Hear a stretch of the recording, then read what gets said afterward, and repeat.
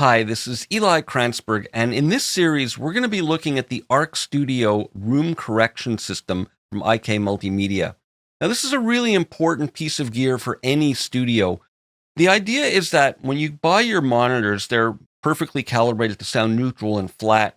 However, they're going to respond differently in every studio because every studio has different frequency responses, resonances, peaks, problematic areas in the frequency spectrum. So how can your monitors know exactly how to calibrate themselves to work as neutrally and efficiently and effectively as possible in your specific setup?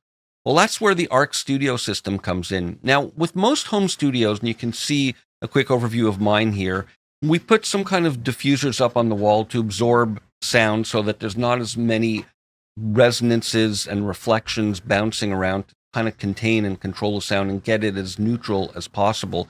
But again, no room and no system of room treatment is perfect. And again, how do your monitors know how to adjust to that? So with the ARC Studio, we get this hardware box and it sits in between your audio interface and your monitors. So you plug the output of your audio interface into here and then the output of here to your monitors. And it's basically an EQ box that contains the correction curve necessary to calibrate the speakers or monitors to work best and optimally in your listening environment. So how do we get this calibrated EQ curve into here? So this box is one part of the component, and it comes with this AC adapter, which I want to mention comes with a bunch of different size sockets you can add on for different plug types anywhere in the world if you're in Europe or anywhere else. So really convenient. Just wanted to mention that. Now it also comes with this USB cable that connects USB-C on this end to USB 2 to your computer so that it'll connect to the ARC software, and that's automatic room correction software on your computer. And the last component of this system is this custom measurement microphone. So the idea is that you mount this on a stand and you position it in the sweet spot, the listening spot, the triangle where your head is between the two speakers.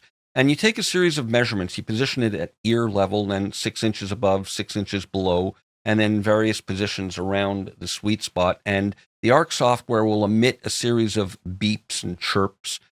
This will listen to it, and it's listening to how it's reflected in your room, and it'll generate and create this EQ correction curve. The idea is that you then transfer it to the box, so it sits in the box, and you can then have it correct your monitors.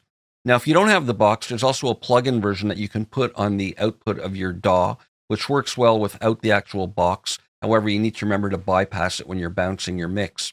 Now, here's one typical scenario where you have your measurement microphone plugged into your audio interface, and you do need phantom power for this microphone. That'll go out to a monitor controller if you have it, and then from there to your powered speakers. And if you're using multiple speakers, you can set up multiple correction curves and just transfer them to the box as needed to work with the different monitors. Now, if your monitors aren't powered and you're using a separate power amp, no problem. The microphone into your interface, the interface into your monitor controller, if you have one, and if not, just bypass this area of it, then into your power amplifier, and from there out to your monitors.